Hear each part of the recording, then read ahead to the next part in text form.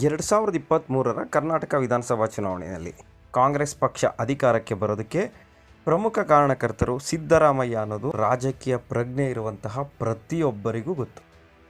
2023ರ ವಿಧಾನಸಭಾ ಚುನಾವಣೆ ಹೊತ್ತಲ್ಲಿ ಸಿದ್ದರಾಮಯ್ಯನವರ ವರ್ಚಸ್ಸು ಎಷ್ಟು ಕೆಲಸ ಮಾಡಿತ್ತೋ ಪ್ರಭಾವ ಬೀರಿದವರು ಚುನಾವಣಾ ಚಾಣಕ್ಯ ಅಂತ ಕರೆಸ್ಕೊಂಡಿದ್ದಂತಹ ಸುನೀಲ್ ಕನುಗೋಲು ಅವರಿಗೆ ರಾಜ್ಯದ ಸಂಪೂರ್ಣ ಜವಾಬ್ದಾರಿಯನ್ನು ರಾಹುಲ್ ಗಾಂಧಿ ಅವರು ವಹಿಸಿರ್ತಾರೆ. ಅಂದರೆ ಕರ್ನಾಟಕದಲ್ಲಿ ನಾವು ಯಾವ ರೀತಿ ಸ್ಟ್ರಾಟಜಿ ಮಾಡ್ಕೊಬೇಕು, ಯಾವ ನಾಯಕನನ್ನು ಮುಂದೆ ಬಿಟ್ಕೊಂಡು ನಾವು ಹೋಗಬೇಕಾಗತ್ತೆ, ಯಾವ ರೀತಿ ಪ್ರಚಾರ ಕಾರ್ಯಗಳನ್ನು ನಾವು ಮಾಡಬೇಕಾಗತ್ತೆ, ಅದರ ಬಗ್ಗೆ ರಿಪೋರ್ಟ್ ಕೊಡಿ, ಪ್ರತಿ 15 ದಿನಕ್ಕೊಂದ್ಸರಿ ರಿಪೋರ್ಟ್ ಕೊಡ್ತಾ ಇರಬೇಕು ಅಂತ ರಾಹುಲ್ ಗಾಂಧಿ ಸುನೀಲ್ ಕನುಗೋಲುಗೆ ಹೇಳಿರ್ತಾರೆ.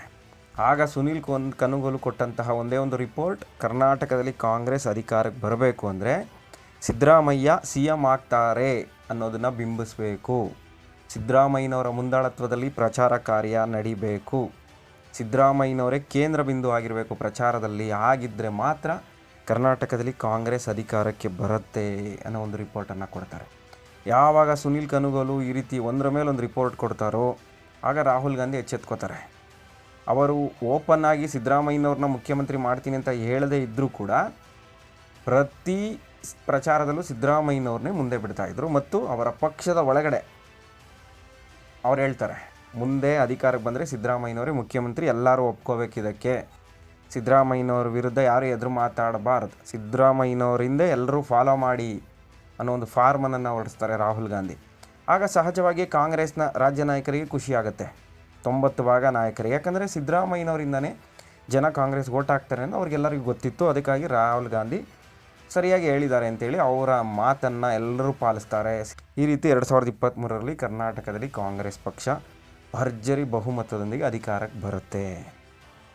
ಈಗ ಸಿದ್ದರಾಮಯ್ಯ ಮುಖ್ಯಮಂತ್ರಿ ಸ್ಥಾನದಿಂದ ಕೆಳಗಿಳಿದ ಮೇಲೆ ಕರ್ನಾಟಕ ರಾಜಕಾರಣದ ಪರಿಸ್ಥಿತಿ ಹೇಗಿದೆ, ಕಾಂಗ್ರೆಸ್ ಪರಿಸ್ಥಿತಿ ಹೇಗಿದೆ, DK ಶಿವಕುಮಾರ್ CM ಆದಮೇಲೆ ಅವರ ವರ್ಚಸ್ಸಿನಿಂದ ಕಾಂಗ್ರೆಸ್ಗೆ ಏನಾದರೂ ಪ್ಲಸ್ ಆಗಿದೆಯಾ, ಮೈನಸ್ ಆಗಿದೆಯಾ ಅನ್ನೋದ್ರ ಬಗ್ಗೆ ರಿಪೋರ್ಟ್ ಕೊಡಿ ಅಂತೇಳಿ ರಾಹುಲ್ ಗಾಂಧಿ ಸುನೀಲ್ ಕನುಗೋಲು ಅವರಿಗೆ ಹೇಳಿದ್ರಂತೆ.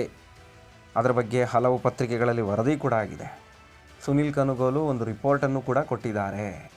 ಸಿದ್ದರಾಮಯ್ಯ ಮುಖ್ಯಮಂತ್ರಿ ಸ್ಥಾನದಿಂದ ಕೆಳಗಿಳಿದ ಮೇಲೆ ಕರ್ನಾಟಕದಲ್ಲಿ ಕಾಂಗ್ರೆಸ್ ಸ್ಥಿತಿ ಬಹಳ ಹೀನಾಯವಾಗ್ತಾ ಇದೆ. ಮೊದಲಿನಷ್ಟು ಚಾರ್ಮ್ ಇಲ್ಲ ಕಾಂಗ್ರೆಸ್ ಪಕ್ಷಕ್ಕೆ. 2028ರಲ್ಲಿ ಸ್ವಂತ ಬಲದಲ್ಲಿ ಅಧಿಕಾರಕ್ಕೆ ಬರ್ತೀವಿ ಅನ್ನೋ ಧೈರ್ಯ ಕೂಡ ಈಗ ಕಾಂಗ್ರೆಸ್ಗೆ ಉಳಿದಿಲ್ಲ ಅನ್ನೋ ಒಂದು ಆಘಾತಕಾರಿ ರಿಪೋರ್ಟನ್ನು ಸುನೀಲ್ ಕನುಗೋಲು ಕೊಟ್ಟಿರೋದು. ಸುನೀಲ್ ಕನುಗೋಲು ಸ್ಪಷ್ಟವಾಗಿ ಹೇಳಿದ್ದಾರಂತೆ, ಕರ್ನಾಟಕದಲ್ಲಿ ಕಾಂಗ್ರೆಸ್ ವರ್ಚಸ್ಸು ಕಡಿಮೆ ಆಗಿದೆ, ಸಿದ್ದರಾಮಯ್ಯನವ್ರನ್ನ ಮುಖ್ಯಮಂತ್ರಿ ಸ್ಥಾನದಿಂದ ಕೆಳಗಿಳಿಸಿರೋದಕ್ಕೆ ಜನ ಬೇಸತ್ತಿದ್ದಾರೆ. ಅದರಲ್ಲೂ ಪ್ರಮುಖವಾಗಿ ಅಹಿಂದ ಸಮುದಾಯ ಮತ್ತು ಎಲ್ಲ ಜಾತಿಯ ಬಡ ಜನರು, ಮಹಿಳೆಯರು ಸಿದ್ದರಾಮಯ್ಯನವ್ರನ್ನ ಮುಖ್ಯಮಂತ್ರಿ ಸ್ಥಾನದಿಂದ ಕೆಳಗಿಳಿಸಿರೋದಕ್ಕೆ ಬೇಸರ ಪಡ್ತಾ ಇದ್ದಾರೆ. ಕಾಂಗ್ರೆಸ್ ಹೈಕಮಾಂಡ್ ವಿರುದ್ಧ ಮಾತನಾಡ್ತಾ ಇದ್ದಾರೆ. ಇದು ಕಾಂಗ್ರೆಸ್ಗೆ ಎಚ್ಚರಿಕೆ ಗಂಟೆ ಆಗುತ್ತೆ.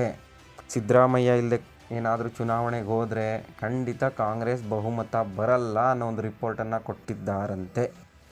ಇದು ಈಗ ಕಾಂಗ್ರೆಸ್ ಹೈಕಮಾಂಡ್ಗೆ ತಲೆನೋವಾಗಿ ಪರಿಣಮಿಸಿರೋದು. ಸಿದ್ದರಾಮಯ್ಯನವ್ರನ್ನೇಗೋ ಇಳಿಸ್ಬಿಟ್ವಿ, DK ಶಿವಕುಮಾರ್ ಪರ್ಯಾಯ ನಾಯಕ ಅಂತೇಳಿ ನಾವು ತಂದು ಕೂರಿಸಿದ್ದೀವಿ, ಹೇಗೋ ನಾವು ಮುಂದಿನ 2028ರಲ್ಲೂ ಒಳ್ಳೆ ಫೈಟ್ ಕೊಡ್ತೀವಿ BJP JDSಗೆ ಅಂತ ಅಂದ್ಕೊಂಡಿದ್ರು. ಆದರೆ ಅಂತಹ ಪರಿಸ್ಥಿತಿ ಇಲ್ಲ. ಸಿದ್ದು ಇಲ್ಲದೆ ಕಾಂಗ್ರೆಸ್ ಪಕ್ಷ ಇಲ್ಲ ಅನ್ನೋ ಒಂದು ರಿಪೋರ್ಟ್ ಕಾಂಗ್ರೆಸ್ ಹೈಕಮಾಂಡ್ಗೆ ತಲುಪಿರೋದು. ಇದರ ನಡುವೆ ಸಿದ್ದರಾಮಯ್ಯನವ್ರ ಬೇರೆ ನಾನು ಚುನಾವಣಾ ನಿವೃತ್ತಿಯನ್ನು ಘೋಷಣೆ ಮಾಡಿದ್ದೀನಿ ಅಂತ ಹೇಳಿರೋದು. ಇದೆಲ್ಲವೂ ಕೂಡ 2028ರಲ್ಲಿ ಕಾಂಗ್ರೆಸ್ ಪಕ್ಷಕ್ಕೆ ಬಹುದೊಡ್ಡ ಹೊಡೆತ ಬೀಳುತ್ತೆ. 2028 ಬೇಡ, ಮುಂದೆ ನಡೆಯಲಿರುವಂತಹ ಸ್ಥಳೀಯ ಸಂಸ್ಥೆ ಚುನಾವಣೆಗಳು, ಉಪಚುನಾವಣೆಗಳಲ್ಲೂ ಕಾಂಗ್ರೆಸ್ ಪಕ್ಷಕ್ಕೆ ಭಾರಿ ಹೊಡೆತ ಬೀಳುವ ಸಾಧ್ಯತೆ ಇದೆ. ಹೀಗಾಗಿ ಈಗ ಸಿದ್ದರಾಮಯ್ಯನವರ ನಾಯಕತ್ವಕ್ಕೆ ಮತ್ತೊಮ್ಮೆ ಹೈಕಮಾಂಡ್ ಶರಣಾಗಲೇಬೇಕು, ಸಿದ್ದುಗೆ ಸಲ್ಯೂಟ್ ಹೊಡಿಲೇಬೇಕು, ಸಿದ್ದರಾಮಯ್ಯನವ್ರನ್ನೇ ಮುಂದೆ ಬಿಟ್ಟು ಪ್ರಚಾರ ಕಾರ್ಯ ಮಾಡಬೇಕು ಮತ್ತು ಸಿದ್ದರಾಮಯ್ಯನವ್ರಿಗೆ ನಾವು ಅನ್ಯಾಯ ಮಾಡಿಲ್ಲ ಕಾಂಗ್ರೆಸ್ನಲ್ಲಿ ಅನ್ನೋದನ್ನು ಜನರಿಗೆ ಮನದಟ್ಟು ಮಾಡಿಕೊಡ್ಬೇಕು. ಜನರಿಗೆ ಮನದಟ್ಟು ಮಾಡಿಕೊಡ್ಬೇಕು ಅಂದರೆ ಇರುವಂಥ ಏಕೈಕ ಮಾರ್ಗ ಮತ್ತೊಮ್ಮೆ ಸಿದ್ದರಾಮಯ್ಯನವ್ರನ್ನೇ CM ಮಾಡಬೇಕಾಗತ್ತೆ. ಸಿದ್ದರಾಮಯ್ಯನವ್ರನ್ನ ಮತ್ತೆ CM ಮಾಡಿ 2028ರ ಚುನಾವಣೆಗೆ ಹೋದರೆ ಮಾತ್ರ ಕಾಂಗ್ರೆಸ್ಗೆ ಬಹುಮತ ಬರುವ ಸಾಧ್ಯತೆ ಇದೆ. ಇಲ್ಲದಿದ್ದರೆ ಖಂಡಿತವಾಗಿ ಕಾಂಗ್ರೆಸ್ 60 ಅಂಕಿ ದಾಟೋದಿಲ್ಲ ಅನ್ನೋದನ್ನು ರಾಜಕೀಯ ವಿಶ್ಲೇಷಕರು, ರಾಜಕೀಯ ತಜ್ಞರು ಹೇಳ್ತಾ ಇರೋದು. ಹೀಗಾಗಿ ಸಿದ್ದರಾಮಯ್ಯನವರು ಮುಂದಿನ ವರ್ಷ ಅಂದರೆ ಎಲೆಕ್ಷನ್ ಹತ್ತಿರ ಇರುವಾಗ ಮತ್ತೊಮ್ಮೆ CM ಆದರೂ ಅಚ್ಚರಿ ಪಡಬೇಕಿಲ್ಲ. ಆ ರೀತಿ ಅವ್ರು ಮಾಡದೇ ಇದ್ದರೆ ಅಂಥ ಒಂದು ನಿರ್ಧಾರ ಕಾಂಗ್ರೆಸ್ ಹೈಕಮಾಂಡ್ ಖಂಡಿತವಾಗಲೂ 2028ಕ್ಕೆ ಕಾಂಗ್ರೆಸ್ಗೆ ಭಾರಿ ಹೊಡೆತ ಬೀಳುತ್ತೆ ಅನ್ನೋ ಮಾತೇ ರಾಜಕೀಯ ವಲಯದಲ್ಲಿ ಕೇಳಿ ಬರ್ತಿರೋದು.